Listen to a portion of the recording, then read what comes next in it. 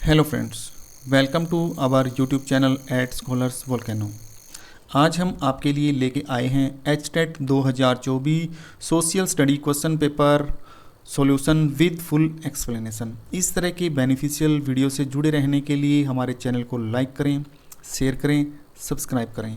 तो आइए बिना देरी किए हम अपनी क्लास की शुरुआत करते हैं। क्वेश्चन नंबर 91, निम्नलिखित में से कौन सा एक मौर्य प्रशासन का अधिकारी नहीं था? अंतपाल, प्रशास्ता, द्रोणमुख और नायक। तो इस क्वेश्चन का जो सही आंसर है वो है द्रोणमुख। द्रोणमुख उस समय प्रशासन का कोई अधिकारी नहीं बल्कि एक प्रशासनिक इकाई थी।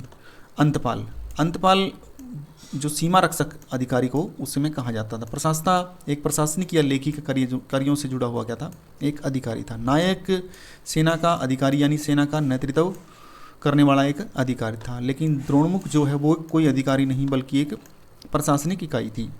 मौर्य प्रशासन के समय की जो प्रशासनिक इकाइयों की हम बात करते हैं तो मुख्य तौर पर 5 प्रशासनिक इकाइयाँ थी: ग्राम, संग्रहण, द्रोणमुख, जनपद, प्रांत। ग्राम जो है वो सबसे छोटी प्रशासनिक इकाई थी जिसका प्रमुख ग्रामीण होता था और यह प्रशासन की क्या मूल इकाई और आर्थिक इकाई मानी जाती थी। संग्रहण यह लगभग 10 ग्रामों से मिलकर बनता था और इसका मुख्य जो कार्य था वो कर संग्रह और स्थानीय व्यवस्था को बनाए रखना था। द्रोणमुख लगभग 200 ग्रामों से मिलकर बनता था और यह संग्रहण से बड़ी इकाई थी। जनपद कई द्रोणों से मिलकर बनता था और इसको एक जिले के समान दर्जा प्राप्त था और जो प्रशासनिक दृष्टि से महत्वपूर्ण इकाई थी। जब हम प्रोविंस की बात करते हैं, प्रांत ये सबसे बड़ी इकाई थी और जो इसका मुख्य जो शासक था वो कुमार या आर्यपुत्र होता था और यह सबसे बड़ी इकाई उस समय की थी। क्वेश्चन नंबर 92, मध्यमंडल की ऊपरी सीमा पर तापमान पाया जाता है +80 degree centigrade, -180 degree centigrade, -100 degree centigrade, +100 degree centigrade.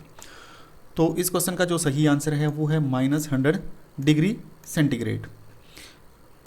तो देखिए, मीजोस्फीयर जो है वो पृथ्वी के वायुमंडल की क्या है तीसरी परत है जो कि लगभग 80 से 85 किलोमीटर तक पाई जाती है। तो इसमें क्या है कि ऊंचाई के साथ साथ क्या तापमान लगातार घटता है और जो इसकी ऊपरी सीमा है उसको मीजोपोज के नाम से जाना जाता है और जहाँ पर तापमान क्या है -90 से -100 डिग्री सेल्सियस तक पहुँच जाता है। तो अगर हम वायुमंडल की परतों की बात करते हैं तो यहाँ मुख्य तौर पर 5 परतों में वायुमंडल को क्या है विभाजित किया गया है। सबसे पहले जो परत है वो ट्रोपोस्फीयर है। ट्रोपोस्फीयर की जो ऊंचाई है वो ध्रुवों पर 8 किलोमीटर तक और जो भूमध्य रेखा वहाँ पर 0 से 18 किलोमीटर तक पाई जाती है। विशेषता क्या है, जितनी भी मौसमी घटनाएं हैं वो इसी लेयर में क्या है घटित होती हैं और ऊंचाई के साथ साथ इसमें तापमान क्या है कम होता जाता है और जो इसकी ऊपरी सीमा उसको ट्रोपोपोज के नाम से जाना जाता है। दूसरे जो लेयर है उसका नाम है स्ट्रेटोस्फीयर। इसकी जो ऊंचाई है वो 18 से 50 किलोमीटर है और इसकी जो मुख्य विशेषता है क्या है कि इसमें ओजोन लेयर पाई जाती है और जो ऊंचाई है उसके साथ साथ इसमें तापमान क्या है बढ़ता है और जेट विमान जो है वो यहीं पर उड़ते हैं। तीसरे नंबर की जो लेयर है वो है मीजोस्फीयर।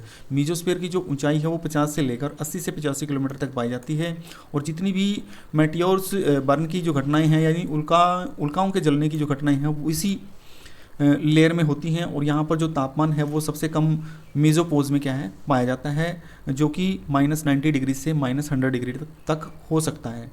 फोर्थ है थर्मोस्फीयर या फिर आयनोस्फीयर इसको कहा जाता है जिसकी ऊंचाई 80 से लेकर 400 किलोमीटर या इससे भी अधिक हो सकती है। इसकी जो मुख्य विशेषताएं हैं वो है आयनोस्फीयर और अरोरा। आयनोस्फीयर क्या है, रेडियल जो तरंगे हैं उनके परावर्तन का रिफ्लेक्शन का काम करता है और अरोरा क्या है कि तरह की घटनाएँ होती हैं जो कि क्या है इस लेयर में घटित होती हैं और तापमान यहाँ पे क्या है 1000 सेंटीग्रेड से भी अधिक पाया जाता है और जो अंतरिक्ष स्टेशन है वो यहीं पर क्या है पृथ्वी की परिक्रमा करते हैं। 5th नंबर पे आती है एक्सोस्फीयर। एक्सोस्फीयर जिसकी ऊंचाई 400 किलोमीटर से लेकर लगभग 10,000 किलोमीटर तक है। इसकी मुख्य जो विशेषता है ये सबसे बाह्य परत है और गैसें यहाँ पर बहुत विरल होती हैं और जो सैटेलाइट है वो यहीं पर क्या है घूमते हैं और धीरे धीरे ये क्या अंतरिक्ष में मिल जाती है। अगर क्विक रिवीजन की बात करते हैं तो फर्स्ट जो लेयर है ट्रोपोस्फीयर है, वेदर लेयर इसको बोला जाता है। स्ट्रेटोस्फीयर सेकंड लेयर है, ओजोन लेयर कह सकते हैं। मीजोस्फीयर यह कि कोल्डेस्ट लेयर है और मेटियोर्स बर्न की जो घटनाएं हैं वो इसी में होती हैं। थर्मोस्फीयर ये हॉटेस्ट लेयर है और ऑरोरा की जो घटनाएं हैं वो इसी में होती हैं और जो एक्सोस्फीयर है वो क्या है अंतिम यानी आउटर मोस्ट लेयर है और जो सैटेलाइट्स हैं वो यहीं पे पृथ्वी के क्या है चक्कर लगाते हैं। क्वेश्चन नंबर 93, निम्नलिखित में से किस विद्वान ने यह तर्क दिया कि ईश्वर ने आदम को पहला मनुष्य ही नहीं बनाया, वह धरती का पहला राजा भी था और वर्तमान राजा उसी के उत्तराधिकारी हैं? तो फर्स्ट ऑप्शन है John Locke, Friedrich Engels, R.M. MacIver और रॉबर्ट फिल्मर। तो इसका जो सही आंसर है वो है रॉबर्ट फिल्मर। कैसे? देखिए, जो रॉबर्ट फिल्मर थे उनकी पुस्तक थी पैट्रियार्किया, तो उसमें उन्होंने देवी अधिकार सिद्धांत का क्या था, समर्थन किया था। उनके अनुसार क्या है कि आदम जो है वो ईश्वर का पहला शासक, यानी आदम को क्या था, ईश्वर ने पहला शासक बनाया था और वर्तमान में जितने भी राजा हैं वो उसी के क्या हैं, वंशज हैं। तो इस सिद्धांत के अनुसार राजा की शक्ति क्या है, ईश्वर के द्वारा प्रदत्त है, यानी उसको किसी प्रकार की कोई चुनौती नहीं दी जा सकती। अगर अन्य विकल्पों की बात करें वो गलत किस प्रकार हैं, तो जो जॉन लॉक है वो सोशल कॉन्ट्रैक्ट के समर्थक थे और देवी अधिकार के क्या थे, विरोधी थे। जो फ्रेडरिक एंगल्स हैं वो मार्क्सवादी विचारक हैं और जो R.M. मैकाइवर हैं वो समाजशास्त्री और राज्य की आधुनिक अवधारणा से क्या है, जुड़े हुए। क्वेश्चन नंबर 94, निम्नलिखित कथनों पर विचार कीजिए। J.S. मिल ने अपनी पुस्तक ऑन लिबर्टी में व्यक्तिगत स्वतंत्रता पर चर्चा की है। वह समय से संबंधित कार्य यानी आत्मपरक कार्य और अन्य से संबंधित कार्य यानी अन्य परक कार्य के मध्य अंतर करता है। तो ऊपर दिए गए कथनों में से कौन सा कथन सही है? केवल एक, केवल दो, दोनों, न तो एक न तो दो। तो इसका जो सही आंसर है वो है ऑप्शन नंबर 3, यानी दोनों ऑप्शन सही हैं। कैसे? देखिए, जो J.S. मिल हैं उनकी एक पुस्तक थी ऑन लिबर्टी, जिसमें उन्होंने व्यक्तिगत स्वतंत्रता पर चर्चा की है और उसी में उन्होंने क्या है, सेल्फ रिगार्डिंग एक्शन और अदर रिगार्डिंग एक्शन के बीच में क्या है, अंतर किया है। सेल्फ रिगार्डिंग एक्शन क्या है, जिनका प्रभाव केवल व्यक्ति पर पड़ता है, और जो अदर रिगार्डिंग एक्शंस हैं जिनका प्रभाव दूसरे समाज या दूसरों पर पड़ता है या समाज पर पड़ता है। तो दोनों के दोनों जो कॉन्सेप्ट हैं वो क्या हैं, जॉन स्टुअर्ट मिल से क्या है, जुड़े हुए हैं। भारत के राज्य क्षेत्र में किसी न्यायालय द्वारा पारित किसी निर्णय या मामले की अपील के लिए विशेष इजाज़त कौन प्रदान कर सकता है? संसद, राष्ट्रपति, केंद्रीय विधि मंत्री या उच्चतम न्यायालय? तो भारत के राज्य क्षेत्र में किसी न्यायालय द्वारा पारित किसी निर्णय या मामले की अपील के लिए विशेष इजाज़त जो है वो उच्चतम न्यायालय क्या है, प्रदान कर सकता है। कैसे? तो संविधान का जो अनुच्छेद 136 है उसके अनुसार सुप्रीम कोर्ट को यह अधिकार दिया गया है कि वह किसी न्यायालय या अधिकरण के निर्णय के विरुद्ध क्या है, विशेष अनुमति प्रदान कर सकता है, जिसको स्पेशल लीव पिटीशन यानी SLP कहा जाता है। तो इसलिए अपील के लिए विशेष अनुमति देने का अधिकार क्या है, संविधान के अनुच्छेद 136 के अनुसार उच्चतम न्यायालय को है।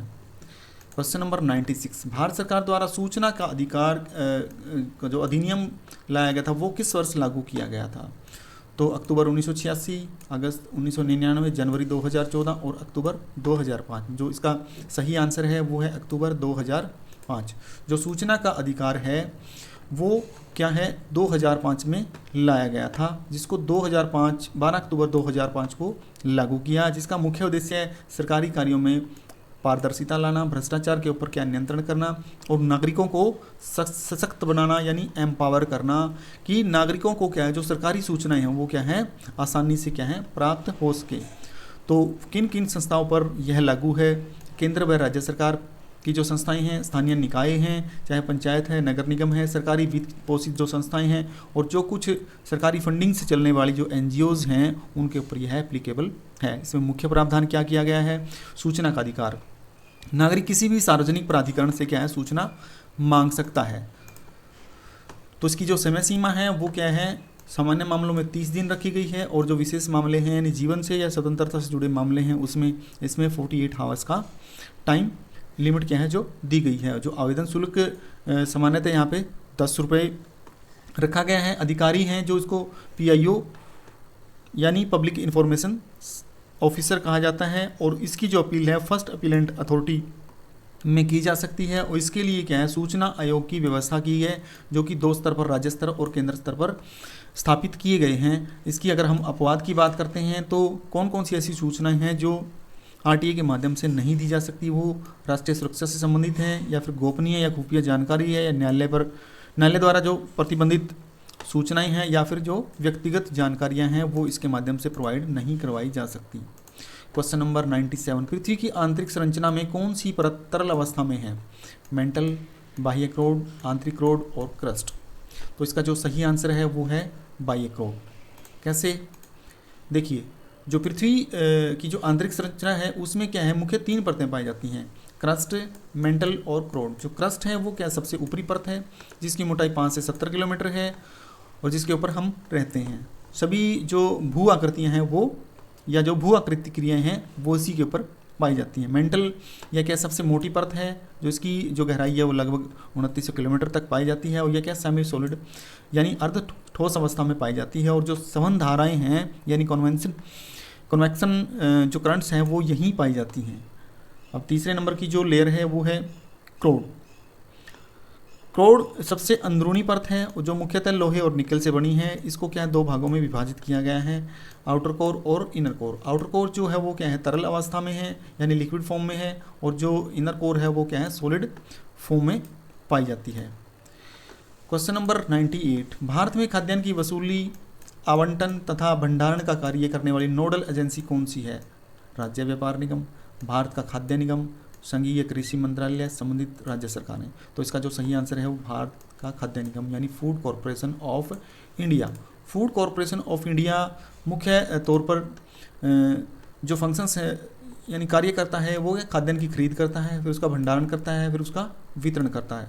तो यह जो एजेंसी है वो पीडीएस के माध्यम से क्या है देश भर में अनाज की जो आपूर्ति है उसको सुनिश्चित करने का कार्य करती है। इसकी जो स्थापना है वो 14 जनवरी 1965 को की गई थी। जो हेडक्वार्टर है वो नई दिल्ली में है। मुख्य फंक्शन की बात करते हैं तो खाद्यान्नों की एमएसपी पर खरीद करना, उसके बाद उसको गोदामों में क्या है सुरक्षित रखना, उसके बाद पीडीएस के माध्यम से राज्यों को अनाज की उपलब्धता करवाना और खाद्य की सुरक्षा को सुनिश्चित करना इसका क्या है मुख्य कार्य है। क्वेश्चन नंबर 99, संघात्मक शासन व्यवस्था। संघात्मक शासन व्यवस्था में क्या है एकल प्रशासन होता है, शक्तियों का वितरण होता है, केंद्रीकृत निर्णय प्रक्रिया होती है या फिर कम खर्च होता है। तो इसका जो सही आंसर है जो संघात्मक व्यवस्था है उसमें शक्तियों का राज्य और केंद्र के बीच क्या है विभाजन होता है। किस प्रकार? देखिए, जो संघात्मक शासन व्यवस्था यानी जो फेडरल सिस्टम है इसमें क्या है कि जो शासन की शक्तियाँ हैं वो केंद्र और राज्य सरकारों में क्या संविधान के द्वारा विभाजित की जाती हैं। भारत में क्या है यह व्यवस्था अपनाई गई है। अब शक्तियों के विभाजन की बात करते हैं तो जो संघ सूची है, राज्य सूची और समवर्ती सूची के माध्यम से क्या है केंद्र और राज्यों के बीच क्या है शक्तियों का स्पष्ट रूप से बंटवारा किया गया है। इसमें क्या है सुप्रीमेसी ऑफ कॉन्स्टिट्यूशन यानी संविधान की जो सर्वोच्चता है उसको माना गया है। यानी केंद्र और राज्य दोनों संविधान के अधीन हैं और यहाँ पे एक स्वतंत्र न्यायपालिका का गठन किया गया है जो कि किसी भी प्रकार का विवाद होने पर क्या है सुप्रीम कोर्ट ऑफ इंडिया क्या है निर्णय करती है। दोहरी सरकार यानी ड्यूल गवर्नमेंट सिस्टम को अपनाया गया है। तो इसमें क्या है कि केंद्र सरकार और दूसरी राज्य सरकार मिलकर क्या है कार्य करती हैं। अगर अन्य विकल्पों की हम बात करते हैं तो एकल प्रशासन क्या है, यह एकात्मक शासन यानी यूनिटरी सिस्टम की विशेषता।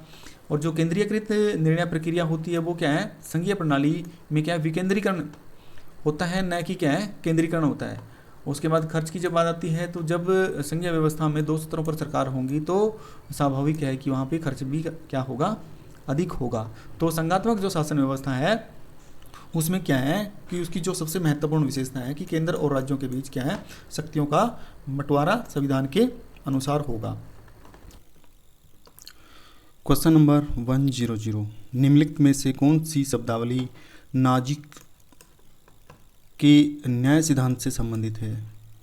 मूल स्थिति, ओरिजिनल पोजीशन, अज्ञान के पर्दे, वेल ऑफ इग्नोरेंस, भेद मूलक सिद्धांत, डिफरेंस प्रिंसिपल और न्याय का आधिकारिकता सिद्धांत यानी एंटाइटलमेंट थ्योरी ऑफ जस्टिस। जो इसका सही आंसर है वो है न्याय का आधिकारिकता सिद्धांत। किस प्रकार? देखिए, जो रॉबर्ट नॉजिक थे उन्होंने एंटाइटलमेंट थ्योरी ऑफ जस्टिस दिया था। उसके अनुसार व्यक्ति को संपत्ति प्राप्त करने का अधिकार है, संपत्ति के आदान प्रदान का अधिकार है, यदि अन्याय हुआ है तो सुधार उसमें होना चाहिए। उन्होंने मिनिमल स्टेट और व्यक्तिगत स्वतंत्रता पर क्या है अधिक जोर दिया था। अन्य विकल्प गलत क्यों हैं? क्योंकि ये तीनों विकल्प original position, well of ignorance और डिफरेंस प्रिंसिपल ये जॉन रॉवल से संबंधित सिद्धांत हैं। क्वेश्चन नंबर 101, सल्तनत काल के दौरान ब्रीद ए ममालिक कौन था? सेना का प्रधान, गुप्तचर विभाग का मुख्य अधिकारी, राजस्व मंत्री और घुड़सवार सैनिकों का प्रधान। तो सल्तनत काल के दौरान जो ब्रीद ए ममालिक था वो था गुप्तचर विभाग का मुख्य अधिकारी। सल्तनत काल के दौरान विभिन्न पदों के लिए विभिन्न प्रकार की व्यवस्थाएं थी। हम इसमें कह सकते हैं कि जो प्रशासनिक व्यवस्था में क्या थे, विभिन्न पद थे, उनमें से ब्रीद ए ममालिक एक महत्वपूर्ण पद था जो गुप्त सूचनाओं को एकत्रित करता था और सम्राट को क्या है या सुल्तान तक क्या है वो समाचार या जो रिपोर्ट थी वो पहुंचाना उसका कार्य था। और यह अधिकारी जो था वो अधिकारियों और जो प्रांत की गतिविधियां थी उनके ऊपर क्या है मुख्य नज़र रखता था। अन्य विकल्प गलत क्यों है? अगर सेना के प्रधान की बात करें तो यह आरिजे ममालिक होता है, राजस्व मंत्री दीवान वजारत है, और जो घुड़सवार सैनिकों का प्रधान है वो क्या है सेना से संबंधित पद है। यानी जो ब्रीद ए ममालिक है वो सल्तनत काल में क्या है गुप्तचर विभाग का मुख्य अधिकारी था। क्वेश्चन नंबर 102, यदि ऋणात्मक ढाल वाले सरल रेखीय मांग वक्र पर दाएं से बाएं ऊपर की ओर विचरण किया जाए तो मांग की कीमत लोच का मान क्या होगा? यानी स्थिर रहेगा, बढ़ेगा, घटेगा या पहले बढ़ता है फिर घटता है? तो इसका जो सही आंसर है वो बढ़ता है। जब हम दाएं से बाएं की तरफ ऊपर की ओर जाते हैं तो इलास्टिसिटी है जो है यानी जो लोच है उसका मान बढ़ता है। देखिए जब कोई भी ऋणात्मक ढाल वाली जब हम एक सीधी मांग वक्र यानी डिमांड कर्व की बात करते हैं तो उसमें दाएं से बाएं यानी नीचे से ऊपर की तरफ इस साइड की तरफ जब हम जाते हैं तो वहाँ पे जो प्राइस है वो बढ़ता है और जो क्वांटिटी है वो क्या है घटती है। अगर हम इलेक्ट्रिसिटी की बात करें तो यहाँ पे इलेक्ट्रिसिटी जो है यानी लोच जो है वो 0 पाई जाती है, यहाँ 1 पाई जाती है और यहाँ इनफाइनाइट पाई जाती है। यानी जैसे जैसे हम दाएं से बाईं तरफ ऊपर की ओर बढ़ेंगे तो इलेक्ट्रिसिटी है जो लोच है वो बढ़ती है, लगातार क्या है बढ़ती जाएगी। क्वेश्चन नंबर 103, अनेकांतवाद का संबंध है किससे? बौद्ध धर्म से, चरवाक दर्शन से, जैन दर्शन से या जैन धर्म से और आजीविक संप्रदाय से? तो इसका जो सही आंसर है वो है जैन धर्म से। किस प्रकार? देखिए जो अनेकांतवाद है वो जैन धर्म से जुड़ा हुआ है, यानी जैन धर्म का एक महत्वपूर्ण सिद्धांत है। इनके अनुसार जो सत्य है वो एकांगी नहीं होता बल्कि वो अनेक दृष्टिकोणों के माध्यम से समझा जाता है। हर वस्तु या विचार के क्या है कई पहलू इनके अनुसार होते हैं और ये इस सिद्धांत का जो मुख्य उद्देश्य है वो है सहिष्णुता, तार्किकता और व्यापक दृष्टिकोण को क्या है बढ़ावा देना। अगर अन्य विकल्पों की बात करते हैं तो वो गलत क्यों हैं? जो बौद्ध धर्म है इसमें क्या है मध्य मार्ग के सिद्धांत को अपनाया जाता है, जो चारवाक दर्शन है वो भौतिकवादी दर्शन है और जो आजीविक संप्रदाय है वो नीतिवाद पर आधारित संप्रदाय। क्वेश्चन नंबर 104, मध्य रात्रि के सूर्य की धरती पाई जाती है कर्क रेखा के सहारे, मकर रेखा के सहारे, विषुवत रेखा के सहारे और आर्कटिक वृत्त से उत्तर में। तो इस क्वेश्चन का जो सही आंसर है वो है आर्कटिक वृत्त से उत्तर में। किस प्रकार? देखिए जो मध्य रात्रि का सूर्य है उस क्षेत्र को कहा जाता है जहाँ गर्मियों में क्या है सूर्य 24 घंटे तक दिखाई देता है, यानी रात को भी सूर्य अस्त नहीं होता। यह घटना जो है वो आर्कटिक वृत्त के उत्तर में देखने को मिलती है और इसका जो मुख्य कारण है वो पृथ्वी का झुकाव है और यह मुख्य तौर पर क्या है उत्तरी ध्रुव में ही पाई जाने वाली एक घटना है। क्वेश्चन नंबर 105, कन्नौज पर अधिकार हेतु लड़े गए त्रिपक्षीय संघर्ष के संबंध में कौन सा कथन असत्य है? कन्नौज नगर का राजनीतिक आर्थिक महत्व इस संघर्ष का कारण था।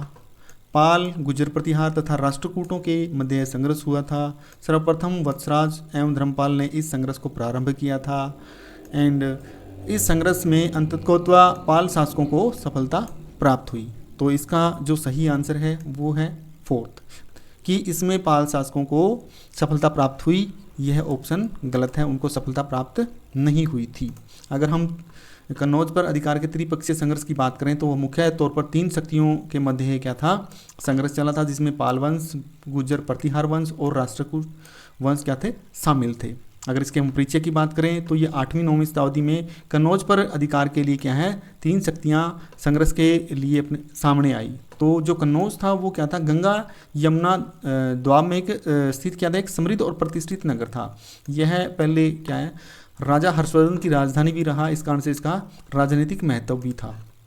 अगर हम इसमें प्रमुख शामिल शक्तियों की बात करें तो जो गुर्जर प्रतिहार वंश था उसके जो प्रमुख शासक थे नागभट्ट द्वितीय और मिहिर भोज, जो कि पश्चिमी भारत से संबंधित थे। दूसरे जो पाल वंश के शासक थे धर्मपाल और देवपाल, जो कि बंगाल और बिहार से संबंधित थे। और जो राष्ट्रकूट वंश था यानी ध्रुवा और गोविंद तृतीय जो थे दक्षिण भारत से संबंधित थे। इस संघर्ष में क्या थे, शामिल थे। कारण क्या था, कन्नौज की राजनीतिक स्थिति, कन्नौज की आर्थिक स्थिति और कन्नौज की जो थी क्या है, हर्षवर्धन की राजधानी होने के कारण क्या है, राजनीतिक प्रतिष्ठा। परिणाम क्या रहे कि कोई भी शक्ति जो स्थायी रूप से कन्नौज पर क्या नियंत्रण नहीं रख सकी, और इस कारण से क्या था, उत्तरी भारत में जो राजनीतिक अस्थिरता थी वो लगातार बनी रही। क्वेश्चन नंबर 106, निम्नलिखित पड़ोसी देशों में से 2022 में मानव विकास के लिहाज से किस देश की स्थिति भारत से बेहतर थी? बांग्लादेश, श्रीलंका, नेपाल और पाकिस्तान। तो बांग्लादेश हो नहीं सकता, पाकिस्तान हो नहीं सकता, तो नेपाल और श्रीलंका में से जो सही आंसर है वो है श्रीलंका। किस प्रकार, देखिए 2022 में जो HDI यानी मानव विकास सूचकांक जारी हुआ था उसमें जो श्रीलंका की स्थिति है वो भारत से बेहतर थी। तो जो HDI है उसमें मुख्य तौर पर 3 इंडिकेटर्स को शामिल किया जाता है, जिसमें जीवन प्रत्याशा, शिक्षा और प्रति व्यक्ति आय के आधार पर क्या है HDI जो रैंक है वो निर्धारित किया जाता है। अब हम अगर HDI 2025 की बात करते हैं तो उसमें जो प्रथम स्थान है वो है स्विट्जरलैंड का, द्वितीय स्थान है वो नॉर्वे का, और जो अंतिम स्थान यानी 193वां जो स्थान है वो सूडान, दक्षिण सूडान या नाइजर के द्वारा प्राप्त किया गया है। और जो इस रिपोर्ट को पब्लिश करने वाला है वो यूनाइटेड नेशन डेवलपमेंट प्रोग्राम है यानी UNDP के द्वारा इसको जारी किया जाता है। अगर भारत के संदर्भ में हम बात करते हैं तो भारत का 2025 में क्या 130वां रैंक है 193 देशों में, और जो इसकी जो वैल्यू है वो है 0.685, यानी इसको हम मीडियम ह्यूमन डेवलपमेंट कह सकते हैं। यानी अगर 2022 के संदर्भ में देखा जाए तो 2025 में क्या स्थिति में सुधार हुआ है, यानी 2022 में जो इसकी जो वैल्यू थी 0.676 थी, जो कि बढ़कर क्या है 0.685 हुई है। यहाँ पर अगर जीवन प्रत्याशा की बात करें तो वो 72 ईयर्स को रिकॉर्ड किया गया है, और जो शिक्षा है और आय स्तर है उसमें भी क्या है सुधार देखने को मिला है। अगर भारत का पड़ोसी देशों के साथ क्या कंपैरिजन किया जाए तो चीन, श्रीलंका और जो भूटान है वो भारत से बेहतर स्थिति में है, और जो बांग्लादेश, नेपाल, म्यांमार और पाकिस्तान है उनकी स्थिति भारत से कहीं बदतर देखने को यहाँ मिलती है। क्वेश्चन नंबर 107, निम्नलिखित में से कौन सा युगम जो है वो सुमेलित नहीं है? यहाँ पे पुरावस्तु का नाम दिया है और यहाँ पे प्राप्ति स्थल का नाम दिया गया है। तो ताम्रपत्र जो ताम्र दर्पण है वो धोलावीरा से संबंधित हैं। पुरोहित राजा की जो मूर्ति है वो मोहनजोदड़ो से संबंधित है, और मिट्टी का जो हल है वो बनावली से संबंधित है, और जो प्यासे कोई की कहानी को प्रदर्शित करने वाला पात्र है वो कालीबंगा से संबंधित है। तो इसमें कौन सा सही नहीं है?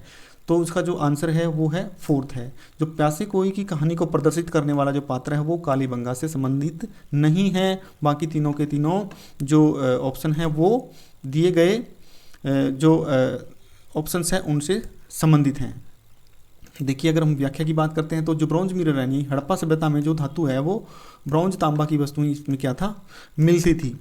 अगर जब हम स्टैचू ऑफ पेरिस किंग की बात करें तो वो मोहनजोदड़ो से संबंधित है, और जो क्ले मॉडल ऑफ प्लो यानी हल की बात करते हैं तो वो बनावली से संबंधित है। लेकिन जो कालीबंगा से प्यासे कोए की कहानी का जो पात्र मिलने की या मटकी मिलने की बात है तो वो इससे संबंधित नहीं है।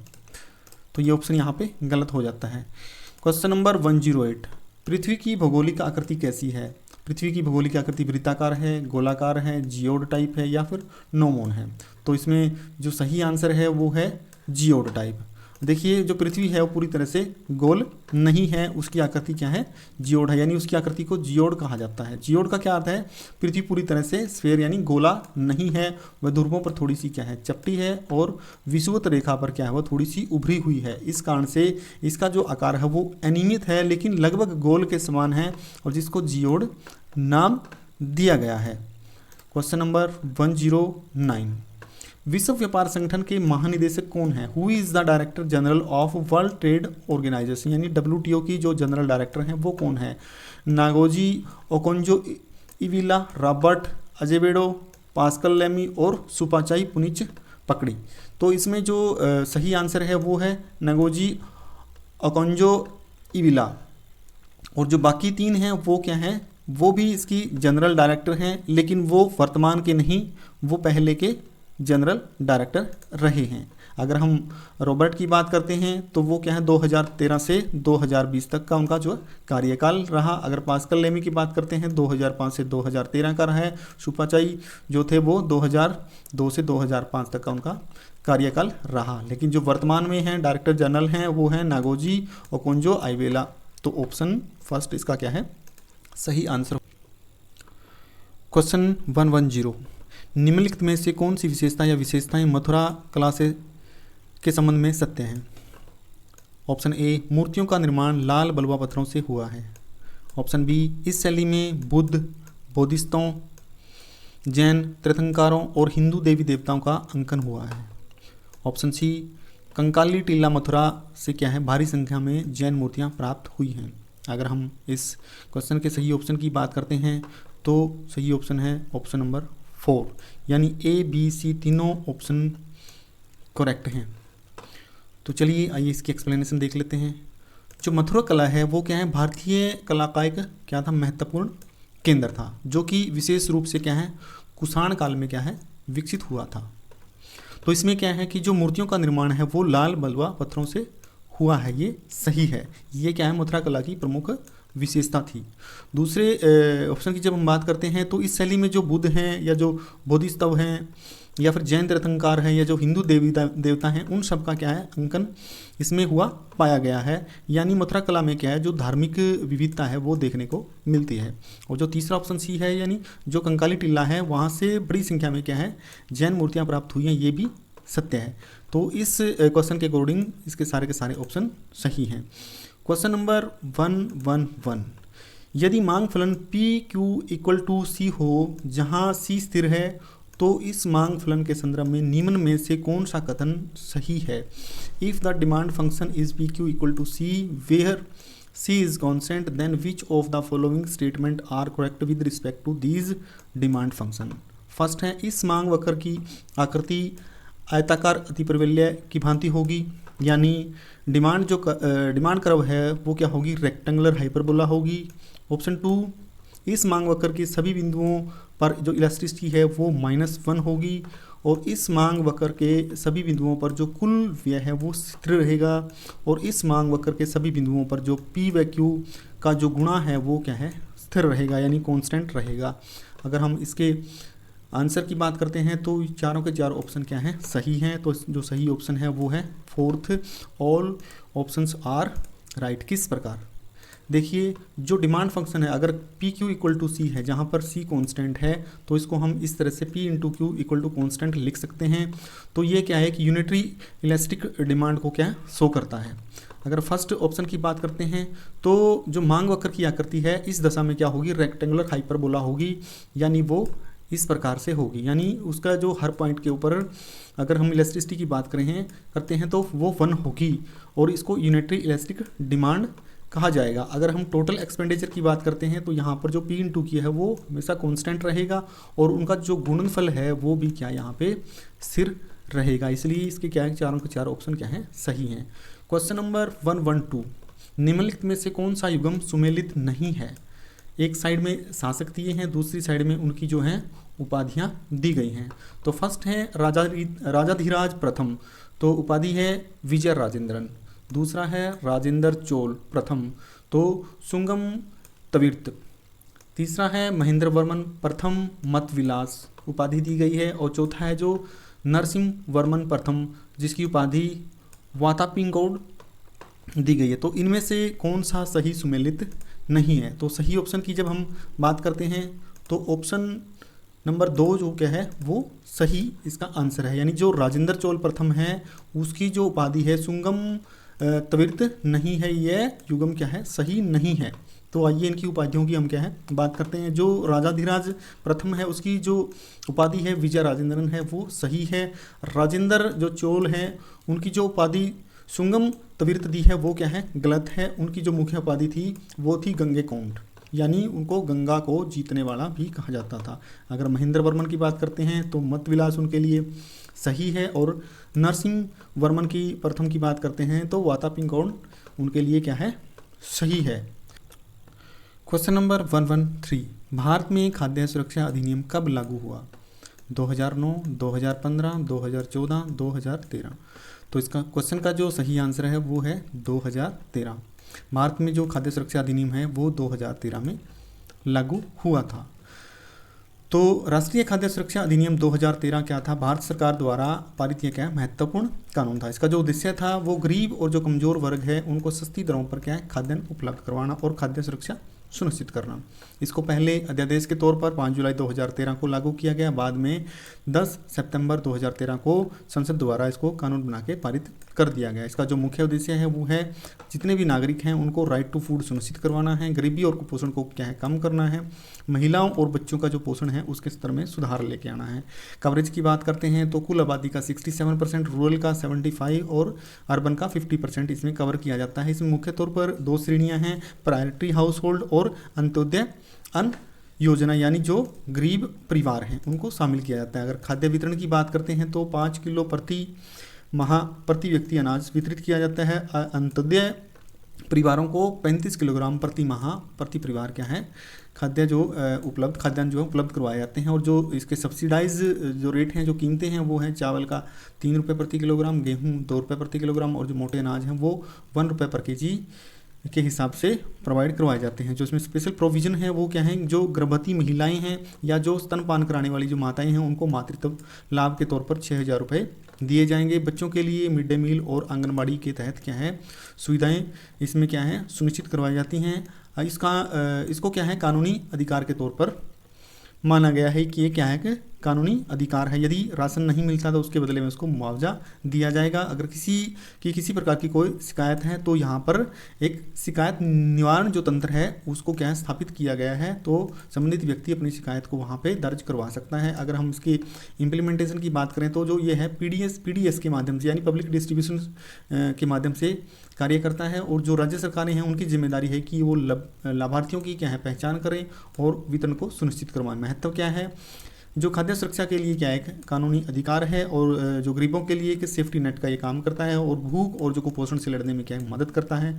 चैलेंजेस क्या क्या हैं, तो इससे संबंधित चैलेंजेस आज भी बने हुए हैं, चाहे वो पीडीएस में लीकेज है या भ्रष्टाचार है या फिर लाभार्थियों की पहचान की समस्या है या फिर जो गुणवत्ता है, इस प्रकार की समस्याएं आज भी इसको लेकर बनी हुई हैं।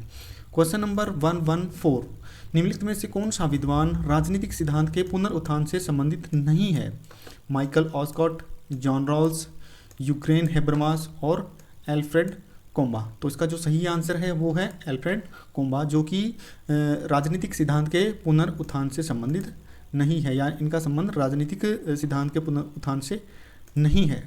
तो राजनीतिक सिद्धांत के पुनरुत्थान से संबंधित जो थ्योरी है वो राजनीतिक शास्त्र की क्या एक महत्वपूर्ण थ्योरी है। तो 20वीं शताब्दी में कुछ विद्वानों ने क्या था राजनीतिक सिद्धांत को पुनर्जीवित किया, और जिनमें मुख्य तौर पर जो शामिल विद्वान थे वो ओस्कोट है, रॉल्स है और जो हेबरमास हैं, उनको क्या है इसमें शामिल किया जाता है। लेकिन जब एल्फ्रेड कोम्बा की बात करते हैं तो वो क्या था, इन्होंने क्या था the decline of political theory की बात की है, यानी ये पुनरुत्थान से संबंधित नहीं बल्कि ये क्या है डिक्लाइन से संबंधित विचारों वाले क्या थे, एक राजनीतिक शास्त्री कहे जा सकते हैं। तो क्वेश्चन नंबर 115, निम्नलिखित में से कौन सी एक आंतरिक ज्वालामुखीय भू आकृति नहीं है? बैथोलिथ, काल्डेरा, डाइक और सिल। देखिए जो ज्वालामुखी आकृतियां हैं वो 2 तरह से बनती हैं, वो आंतरिक भी हो सकती हैं और वो बाह्य भी हो सकती हैं। तो इस क्वेश्चन के अकॉर्डिंग जो सही आंसर है वो है काल्डेरा। देखिए आइए इसकी हम एक्सप्लेनेशन देख लेते हैं। तो इसमें क्या है कि जो क्वेश्चन में पूछा गया है कि आंतरिक ज्वालामुखीय भू आकृति क्या है, नहीं है। तो इसमें क्या है, जो इसका जो बैथोलिथ है वो क्या एक आंतरिक संरचना है, और जो डाइक है वो भी क्या एक आंतरिक संरचना है जो मैग्मा के ठंडा होने से बनती है, और जो सिल है वो भी क्या है आंतरिक ज्वालामुखी आकृति है। लेकिन जो काल्डेरा है वो क्या है, वो एक बाह्य ज्वालामुखी भू आकृति है जो ज्वालामुखी के फटने या धंसने से क्या है सतह के ऊपर बनती है। अगर हम डिटेल में बात करें तो जो ज्वालामुखी क्रिया होती है उसके कारण क्या है पृथ्वी की सतह पर विभिन्न प्रकार की जो स्थलाकृतियाँ हैं वो क्या है बन जाती हैं और जिनका मुख्य कारण लावा, राख और गैसों का निक्षेपण है। अगर हम बाह्य आकृतियों की बात करें तो उसमें ज्वालामुखी शंकु या क्रेटर या कैल्डेरा और या फिर लावा पठार हो सकते हैं। अगर आंतरिक की बात करते हैं तो आंतरिक में बैथोलिथ, लेकोलिथ, डाइक और सील जैसी आकृतियाँ देखने को मिलती हैं। इन दोनों प्रकार की जो आकृतियाँ हैं इनसे क्या है, पृथ्वी की सतह और जो आंतरिक संरचना है वो क्या है, प्रभावित होती है। तो यहाँ पे जो कैल्डेरा है वो आंतरिक नहीं बल्कि क्या है, एक बाह्य संरचना है। क्वेश्चन नंबर 116, सूची 1 को सूची 2 के साथ सुमेलित कीजिए और सूचियों के नीचे दिए गए कूटों का प्रयोग करते हुए सही उत्तर को चुनिए। सूची 1 में अधिकारों के नाम दिए गए हैं और सूची 2 में उनसे संबंधित अनुच्छेदों को दर्शाया गया है, तो उनको सुमेलित करना है। तो फर्स्ट है ए, समता का अधिकार, बी, स्वतंत्रता का अधिकार, सी, संस्कृति और शिक्षा संबंधी अधिकार और डी है संवैधानिक उपचारों का अधिकार। इनसे संबंधित जो अनुच्छेद दिए गए हैं, फर्स्ट है अनुच्छेद 19 से 22, सेकंड का अनुच्छेद 32, थर्ड का अनुच्छेद 14 से 18 और फोर्थ के लिए दिया गया है अनुच्छेद 29 से 30। तो आइए इसको सम्मिलित करते हैं। जब हम समता के अधिकार की बात करते हैं तो वो संबंधित है नंबर 3 से, यानी 14 से 18 में क्या है, समता अधिकारों को क्या है, दर्शाया गया है। जब हम बी की बात करते हैं, नहीं जो स्वतंत्रता का अधिकार है वो 19 से 22 में दर्शाया गया है। और तीसरे की जब हम बात करते हैं, संस्कृति और शिक्षा से संबंधित जो अधिकार हैं वो अनुच्छेद 29 और 30 से संबंधित हैं। और जो संवैधानिक उपचारों का अधिकार है वो अनुच्छेद 32 से क्या है, संबंधित हैं। तो इस क्वेश्चन का जो सही ऑप्शन है वो है ऑप्शन नंबर 1, इसका क्या है, राइट आंसर होगा।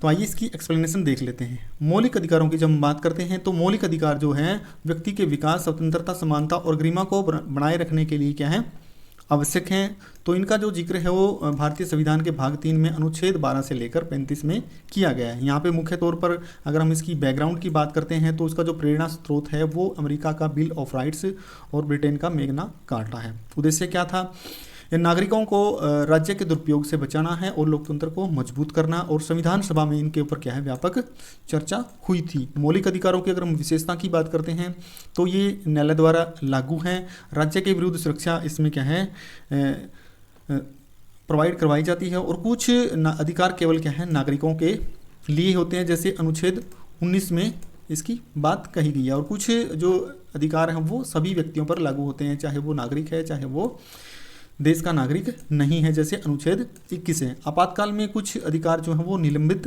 किए जा सकते हैं या फिर उनके ऊपर उचित प्रतिबंध लगाए जा सकते हैं। अगर हम मौलिक अधिकारों के वर्गीकरण की बात करते हैं तो इनमें सबसे पहला आता है समानता का अधिकार।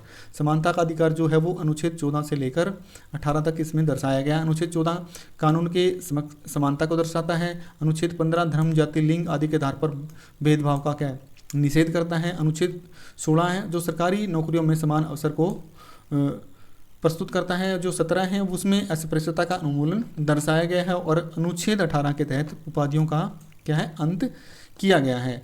अगर हम दूसरे अधिकार की बात करते हैं तो स्वतंत्रता का अधिकार आता है, उसमें आता है 19 से 22 तक स्वतंत्रता के अधिकारों को क्या है, शामिल किया गया है। अगर हम 19 की बात करते हैं तो इसमें 6 प्रकार के अधिकार दिए गए हैं। 6 प्रकार की स्वतंत्रताएं व्यक्ति को प्रोवाइड करवाई गई हैं। अभिव्यक्ति की स्वतंत्रता, सभा करने की स्वतंत्रता, संघ या संगठन बनाने की स्वतंत्रता, आवागमन की स्वतंत्रता, निवास की स्वतंत्रता और व्यवसाय या पैसा चुनने की स्वतंत्रता। इसको क्या है, आर्टिकल 19 में क्या है, दर्शाया गया है। अगर हम 20 की बात करते हैं तो इसमें क्या है, अपराधों के संबंध में सुरक्षा सुनिश्चित करवाई गई है। 21 में जीवन और व्यक्तिगत स्वतंत्रता को दर्शाया गया है। 21A में जो कि बाद में जोड़ा गया था, तो 6 से 14 वर्ष के बच्चों के लिए शिक्षा का अधिकार इसके तहत लाया गया है। और अनुच्छेद 22 में गिरफ्तारी या निरोध से सुरक्षा सुनिश्चित करवाई गई है।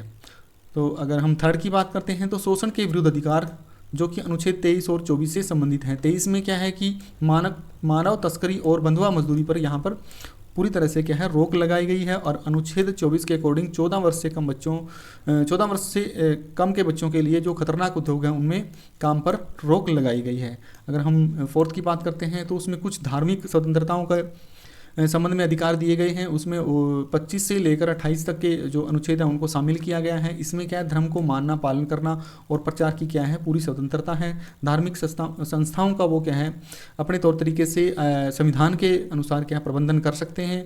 और राज्य का क्या है, सेक्युलर जो रूप है यानी धर्म निरपेक्ष रूप है, वो भी धर्म की स्वतंत्रता का अधिकार यानी अनुच्छेद 25 से 28 के अनुसार दर्शाया गया है। अगर 5वें नंबर की हम बात करते हैं तो सांस्कृतिक और शैक्षिक अधिकार जो हैं अनुच्छेद 29 से लेकर 30 में इनको उल्लेखित किया गया है। तो इनके अनुसार जो है अल्पसंख्यकों की भाषा, लिपि और संस्कृति की जो रक्षा इसके माध्यम से की जा सकती है, और जो शैक्षणिक संस्थाएं हैं उनको स्थापित करने का अधिकार 29 व 30 के अनुसार क्या है, दिया गया है। अगर हम संवैधानिक उपचारों के अधिकार की बात करते हैं तो इसका उल्लेख जो है अनुच्छेद 32 के माध्यम से किया गया है कि जो अधिकारों का उल्लंघन करने पर क्या है, सीधे सुप्रीम कोर्ट जाने का अधिकार यह देता है। और भीमराव अंबेडकर के द्वारा इसको क्या है, अनुच्छेद 32 को संविधान की आत्मा कहा गया है। इससे संबंधित कुछ मुख्य रिट्स हैं जो कि सुप्रीम कोर्ट और हाई कोर्ट के द्वारा क्या है, जारी की जा सकती हैं। इसमें हैबियस कॉर्पस यानी अवैध हिरासत से क्या है, मुक्ति से संबंधित है। इसके बाद परमादेश जो है वो सार्वजनिक अधिकारी को कार्य करने का आदेश देता है। जो निषेध की जब बात करते हैं, प्रोहिबिशन की बात करते हैं, तो निचली अदालत के जो कार्य हैं उनको रोकने से संबंधित है। अभिलेख मांगना यानी मीन्स किसी निर्णय को निरस्त करना या उनसे संबंधित जो रिकॉर्ड्स हैं उनको मांगना, और जो अधिकार परीक्षा है यानी पद की वैधता की जाँच करना, इनके माध्यम से की जा सकती है। यानी ये न्यायालय को, सुप्रीम कोर्ट को, हाई कोर्ट को शक्तियाँ दी गई हैं कि वो रिट इनसे संबंधित जारी कर सकती हैं। इसके बाद आता है 5वां पॉइंट यानी मौलिक अधिकारों पर प्रतिबंध कब लगाया जा सकता है कि राष्ट्रीय सुरक्षा के मामलों में है, सार्वजनिक व्यवस्था के मामलों में है, नैतिकता के मामले में है, और राज्य की संप्रभुता और अखंडता के मामलों में क्या है, कुछ अधिकारों पर क्या है, रोक लगाई जा सकती है। इन मौलिक अधिकारों पर प्रतिबंध लगाया जा सकता है। अगर हम आपातकाल की बात करते हैं तो राष्ट्रीय आपातकाल यानी अनुच्छेद 352 के अनुसार अनुच्छेद 19 को निलंबित किया जा सकता है, लेकिन 20 और 21 को कभी भी निलंबित नहीं किया जा सकता। अगर हम संशोधन की बात करते हैं तो संसद इसमें संशोधन कर सकती है, लेकिन जो केशवानंद भारती केस 1973 था उसके अनुसार जो बेसिक स्ट्रक्चर है संविधान का वो नहीं बदला जाएगा, उसमें किसी प्रकार की कोई छेड़छाड़ नहीं की जाएगी। क्वेश्चन नंबर 117, निम्नलिखित में से कौन या कौन सम्मिलित नहीं है? फर्स्ट है विषुव केवल 21 मार्च, ग्रीष्म अयनांत 21 जून, सी है शीत अयनांत यानी 22 दिसंबर। तो जो विषुव की और अयनांत की बात करते हैं तो ये विषुव जो है वो एक दिन नहीं बल्कि 2 दिन वर्ष में 2 बार आता है। उसी प्रकार जो अयनांत है वो भी वर्ष में 2 बार आता है। अगर हम गलत ऑप्शन की बात करते हैं तो इसमें जो गलत ऑप्शन है वो है ऑप्शन ए, जो इस क्वेश्चन का सही आंसर है। तो आइए इसकी एक्सप्लेनेशन देख लेते हैं। तो इसमें क्या है कि जो विषुव है उसको इक्विनॉक्स कहा जाता है, ये वर्ष में 2 बार होता है। और उसकी जो मुख्य जो तिथियां हैं यानी 21 मार्च इसको वसंत विषुव और 23 सितंबर को जो शरद विषुव कहा जाता है। इस दिन जो दिन रात है वो क्या 12-12 घंटे के यानी बिल्कुल बराबर होते हैं, और जो सूर्य की किरणें हैं भूमध्य रेखा पर सीधी पड़ती हैं। अगर हम अयनांत की बात करते हैं तो यह भी वर्ष में 2 बार होता है। उसकी जो तिथियाँ हैं वो हैं 21 जून और 22 दिसंबर। 21 जून को क्या होता है, सबसे बड़ा दिन होता है, और 22 दिसंबर को सबसे छोटा दिन होता है। ये उत्तरी गोलार्ध के संदर्भ में है। तो इस दिन सूर्य की जो किरणें हैं 21 जून को कर्क रेखा पर सीधी पड़ती हैं और 22 दिसंबर को मकर रेखा पर सीधी पड़ती हैं। तो मुख्य अंतर क्या है कि विषुव में क्या है, दिन रात बराबर होते हैं। जो अयनांत है उसमें दिन रात जो होते हैं वो बराबर नहीं होते, असमान होते हैं। इन्हीं से संबंधित एक कंसेप्ट है पेरिहेलियन और एपिहेलियन, यानी उसको उपसौर या अपसौर भी कहा जाता है। उपसौर जो है वो पृथ्वी और सूर्य का सबसे निकटतम आना, यानी उनके बीच दूरी क्या होगी उस दिन, यानी 3 या 4 जनवरी को पृथ्वी और सूर्य के बीच की जो दूरी होगी वो सबसे कम होगी। और दूसरा है 3 और 4 जुलाई को, जिसको अपसौर के नाम से जाना जाता है। इस दिन सूर्य और पृथ्वी एक दूसरे से अत्यधिक दूरी पर होंगे। और जो कक्षा है इसकी वो दीर्घवृत्ताकार है यानी एलिप्टिकल होती है। और जो ऋतुएं हैं वो दूरी से नहीं बल्कि पृथ्वी के जो अक्षीय झुकाव है यानी अपने अक्ष पर 23.5 डिग्री झुका होना क्या है, ऋतुओं का क्या है, कारण है। क्वेश्चन नंबर 118, भारतीय संविधान के किस अनुच्छेद में धन विधेयकों के संबंध में विशेष प्रक्रिया का उल्लेख किया गया है? धन विधेयक से संबंधित जो अनुच्छेद है वो कौन सा है? अनुच्छेद 108, अनुच्छेद 109, अनुच्छेद 111, अनुच्छेद 112। जो धन विधेयक है उससे संबंधित जो अनुच्छेद है वो है अनुच्छेद 109। तो अनुच्छेद 109 में धन विधेयक से संबंधित क्या विशेष प्रक्रिया का क्या उल्लेख किया गया? इसमें बताया कि धन विधेयक जो है वो केवल लोकसभा में प्रस्तुत किया जा सकता है और राज्यसभा में केवल इसके ऊपर क्या सुझाव दे सकती है, इसको अस्वीकार नहीं कर सकती। और राज्यसभा क्या है 14 दिनों के अंदर इस विधेयक को 14 दिनों के अंदर उसको लौटाना होता है। यह प्रावधान कॉन्स्टिट्यूशन ऑफ इंडिया के अंतर्गत आता है। अगर हम बात करते हैं अनुच्छेद 108 से 112 की, तो अनुच्छेद जो 108 है उसमें क्या है ज्वाइंट सिटिंग का प्रावधान किया गया है, यानी लोकसभा और राज्यसभा में मतभेद होने पर क्या है, राष्ट्रपति जो है वो ज्वाइंट सिटिंग बुला सकता है, जिसकी अध्यक्षता लोकसभा का अध्यक्ष करता है। और यह कहाँ पे लागू नहीं होगी, जब मनी बिल की बात हो और जब कॉन्स्टिट्यूशनल अमेंडमेंट बिल की बात हो, वहाँ पे ज्वाइंट सिटिंग नहीं होगी। अनुच्छेद 109 के अनुसार धन विधेयक की प्रक्रिया यानी मनी बिल प्रोसीजर है वो क्या है, लोकसभा में प्रस्तुत किया जाता है। राज्यसभा इसके ऊपर क्या सिर्फ सिफारिश दे सकती है और लोकसभा इसको मानने को क्या है, बाध्य नहीं है। अनुच्छेद 110 की बात करते हैं तो धन विधेयक की परिभाषा इसमें देखने को मिलती है। धन विधेयक में जो शामिल विषय हैं, टैक्सेशन है, बोरोविंग है या consolidated fund of India fund है जो वो इससे संबंधित है। अंतिम निर्णय जो इसके ऊपर यानी धन विधेयक के ऊपर होगा वो लोकसभा के अध्यक्ष का होगा। अनुच्छेद 111 की जब बात करते हैं तो राष्ट्रपति की एसेंट यानी राष्ट्रपति की स्वीकृति से संबंधित ये अनुच्छेद है।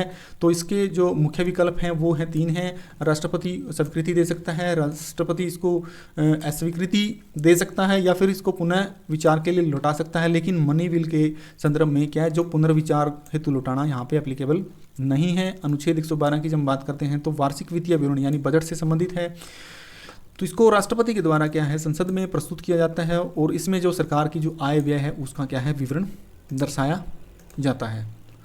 Question number 119, global hunger index 2023 में 125 देशों में भारत का स्थान क्या था? 26वां, 37वां, 111वां, 125वां। जो ग्लोबल हंगर इंडेक्स 2023 125 देशों के लिए जारी किया गया था उसमें जो भारत का स्थान था वो था 111वां। आइए इसकी व्याख्या देख लेते हैं। तो ये कुल 125 देशों के लिए क्या है, जारी किया गया था जिसमें भारत का स्थान 111वां था। यह क्या है, भुखमरी की गंभीर स्थिति को दर्शाता है। हंगर इंडेक्स यानी ग्लोबल हंगर इंडेक्स क्या है?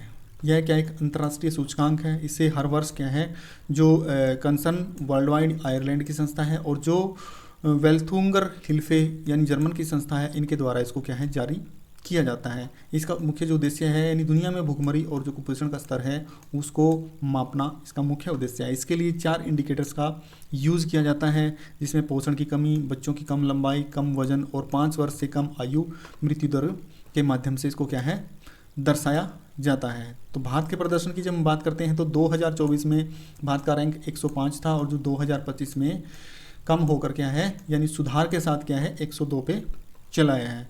फिर भी क्या जो स्थिति है वो क्या है, गंभीर बनी हुई है। स्कोर की हम बात करते हैं तो 25.8 स्कोर भारत ने गेन किया है।